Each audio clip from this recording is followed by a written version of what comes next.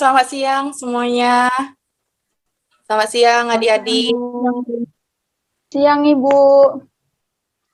Baiklah adik-adik, karena pembelajaran kita sudah selesai hari ini, yaitu tentang menganalisis pasar, saya akan memberikan evaluasi kepada kalian, bagaimana pemahaman kalian terhadap materi yang sudah kita pelajari pada hari ini. Nah, untuk evaluasi yang pertama, dari materi yang sudah saya jelaskan tadi, kira-kira bagaimana perusahaan dapat membangun hubungan yang kuat dengan pelanggan bisnisnya? Ada yang bisa jawab di sini? Saya, Bu. Ya, Erika Amanda Putri, silahkan. Jadi, Bu, ada 10 cara untuk membangun hubungan dengan pelanggan. Yang ke-1 itu memenuhi harapan pelanggan. Yang kedua, melakukan komunikasi secara intens. Yang ketiga, meminta pelanggan memberikan feedback atau timbal balik. Yang keempat, memberikan penghargaan atau reward. Yang kelima, aktif di media sosial.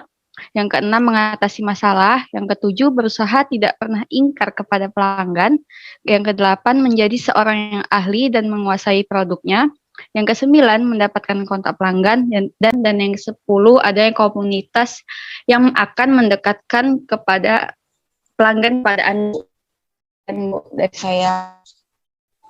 Sekali ya, Erika. Jadi dalam membangun hubungan yang kuat atau hubungan yang erat dengan pelanggan, ada beberapa cara itu sesuai yang dijawab oleh si Erika Mandari tadi. Ya, oke lanjut. Evaluasi berikutnya, yaitu pertanyaan selanjutnya. Coba adik-adik, contoh pasar bisnis dan pasar konsumen. Dan apa dan siapa saja yang terlibat berbagai pihak dan partisipasi dalam proses pembelian bisnis ke bisnis. Saya, Bu, izin menjawab. Iya, Ingrid Ofliana Purba, silahkan. Baik, terima kasih, Bu. Jadi, pasar bisnis adalah proses pertukaran barang antara perusahaan satu dengan yang lainnya untuk memproduksi produk yang tujuannya dijual kembali pada pihak lain agar mendapat keuntungan. Nah, contohnya itu, Bu, agrobisnis, yaitu pertanian, peternakan, perkebunan, dan perikanan. Perbankan itu contohnya keuangan dan asuransi. Pertambangan, komunikasi, distribusi, konstruksi, transportasi sarana umum, perusahaan konstruksi, perusahaan manufaktur. Nah, pasar konsumen adalah sekelompok konsumen yang melakukan pembelian suatu barang untuk digunakan sendiri, tapi bukan untuk dijual atau untuk diproses lebih lanjut. Jadi pasar ini umumnya kita temui dalam kehidupan sehari-hari dan terdiri konsumen perorangan atau rumah tangga atau non-bisnis. Nah, contohnya itu lagi, Bu, seorang ibu rumah tangga yang membeli bahan makanan untuk dikonsumsi oleh keluarganya. Seperti itu, Bu. Iya, betul ya Ingrid ya. Bagus ya.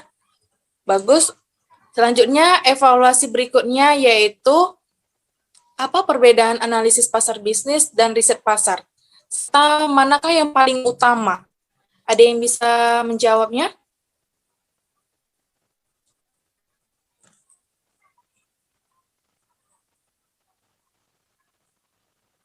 Ada yang bisa jawab?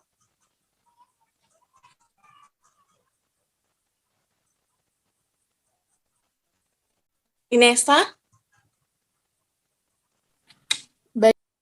Bagaimana dengan Inesa? Apakah bisa?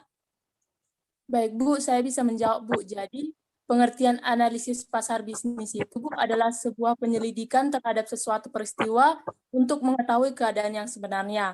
Kemudian, pengertian riset pasar itu atau marketing research, yaitu suatu penelitian untuk mengumpulkan data yang akan digunakan pimpinan untuk menentukan kebijakan pemasaran dan membuat keputusan.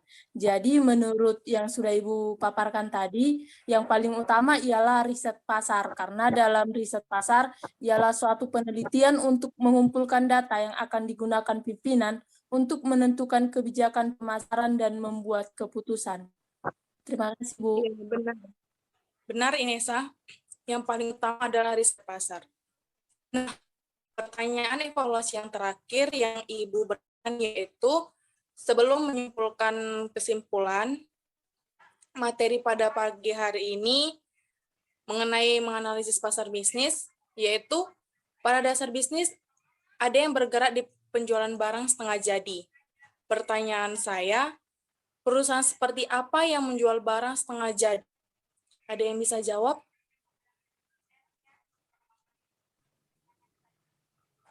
Saya, Bu. Ya, Yocha, silakan. Barang yang dipakai dalam proses pembuatan yang belum siap untuk dijual atau dipakai, sesuatu perusahaan dapat membuat selanjutnya menggunakan barang setengah jadi, atau membuat selanjutnya menjual atau membeli barang setengah jadi. Dalam proses produksi, barang setengah jadi dapat menjadi bagian dari barang jadi atau diubah sampai tak dikenali lagi.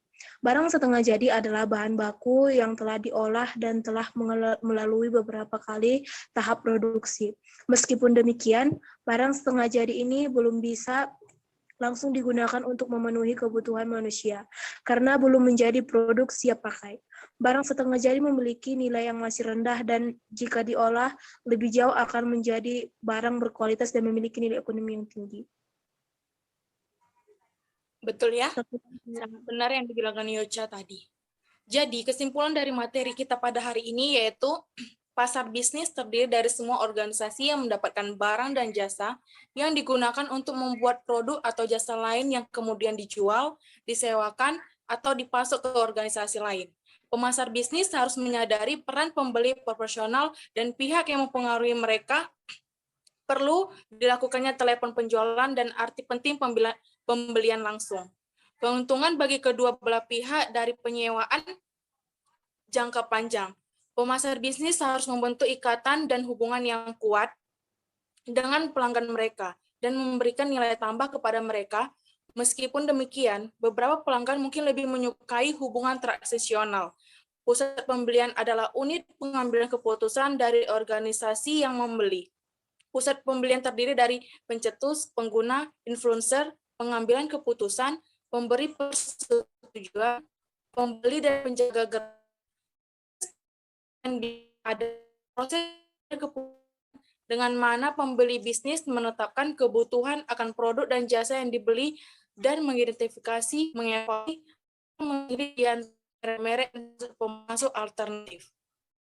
Proses pembelian terdiri dari 8 tahap yang disebut fase pembelian, pengenalan masalah, deskripsi, kebutuhan umum, spesifikasi produk, pencarian pemasok, pengumpulan proposal, pemilihan pemasok, spekulasi, pesanan rutin, dan tinjauan ulang kerja. Baiklah adik-adik, pembelajaran hari ini telah selesai. Kita berjumpa di minggu depan dengan materi yang baru. Tetap semangat dan jaga kesehatan, tetap prokes ya, agar kita tetap dapat bertatap muka di waktu yang pas. Demikianlah pembelajaran kita pada hari ini. Terima kasih semuanya. Selamat siang. Terima kasih, Selamat Bu. siang, Selamat siang. Bu. Baik, Baik, Bu. Bu. Terima kasih, Bu. Oke.